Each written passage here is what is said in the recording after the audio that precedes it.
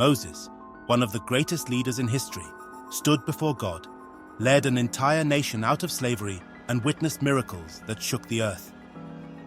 But his final moments were just as mysterious as his life. How did Moses die? Why was he not allowed to enter the Promised Land? Who buried him? And why was his burial place hidden? What does the Bible say about a spiritual battle over his body? Today we explore the untold story of Moses' death and burial, a mystery that still fascinates scholars and believers alike. Let's begin.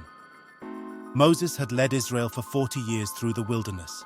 He saw miracles, spoke with God face to face, and delivered the 10 Commandments. But despite everything, Moses was not allowed to enter the Promised Land. Why? The answer lies in a moment of disobedience at Meribah, Numbers 28-12. The Israelites were thirsty and complained. God told Moses to speak to a rock to bring forth water. But Moses, frustrated with the people, struck the rock twice with his staff. Water flowed, but God rebuked him. Because you did not trust me enough to honor me as holy in the sight of the Israelites, you will not bring this assembly into the land I give them. Numbers 20:12. Though Moses had been faithful for decades, this one moment of anger cost him his greatest dream.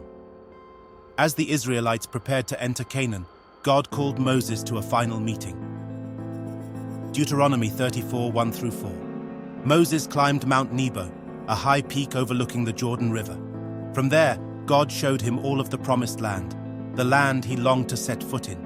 He saw Jericho, Jerusalem, and the lush land that would belong to Israel. Then God said, "This is the land I promised on oath to Abraham, Isaac, and Jacob. I have let you see it with your eyes, but you will not cross over into it."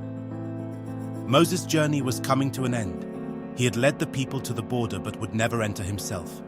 Deuteronomy 34:5 tells us, "And Moses, the servant of the Lord, died there in Moab, as the Lord had said." But here's where the mystery begins. How did Moses die? The Bible does not mention sickness, wounds, or aging. Did God himself take his life? Some believe Moses simply breathed his last at God's command. The next verse is even more mysterious. Deuteronomy 34:6. He buried him in Moab in the valley opposite Beth Peor, but to this day no one knows where his grave is. Who buried Moses? God himself. Unlike other great leaders, Moses had no monument or shrine. His grave was intentionally kept secret. Why? To prevent idolatry. The Israelites were known for turning objects into idols, e.g. the golden calf. If they had a grave, they might have worshipped Moses instead of God. To emphasize God's power, Moses' leadership was never about his own greatness. His mission was to point Israel to God, not himself. To prepare for a future mystery, the New Testament hints that Moses' body had a greater purpose. Centuries later, the New Testament gives us a shocking revelation. Jude 1:9 says, "But Michael the archangel, when he disputed with the devil and argued about the body of Moses, did not dare pronounce against him a railing judgment, but said, 'The Lord rebuke you.'" This means that Satan and the archangel Michael had a spiritual battle over Moses' body. Why would Satan want Moses' body? To corrupt it. Perhaps Satan wanted to use Moses' body to deceive the Israelites, to claim authority. Since death was a consequence of sin, Satan may have tried to assert power over Moses. For future prophecy, some believe that Moses appeared in the transfiguration of Jesus, Matthew 17:3, meaning his body may have been preserved by God for a divine purpose. This battle remains one of the greatest mysteries of the Bible. Though Moses' grave was hidden, his legacy was not. Deuteronomy 34:7 says, "Moses was 120 years old when he died, yet his eyes were not weak nor his strength gone." Even in death, Moses was strong, full of life, and sharp-minded. The Bible closes his story with a powerful statement, Deuteronomy 34:10. "Since then, no prophet has risen in Israel like Moses, whom the Lord knew face to face." Moses' impact transcended generations. He led Israel out of Egyptian slavery.